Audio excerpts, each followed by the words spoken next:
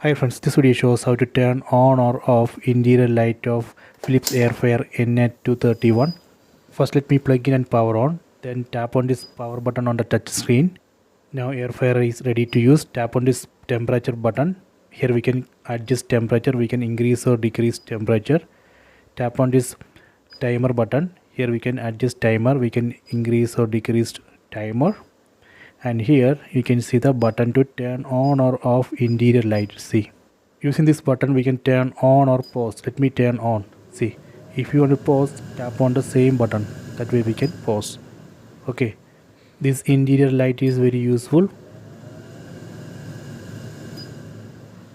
If you want, you can pause like this, then you can pull the basket outside, then you can put it back. If you want to turn off, you can tap on this power button and turn off.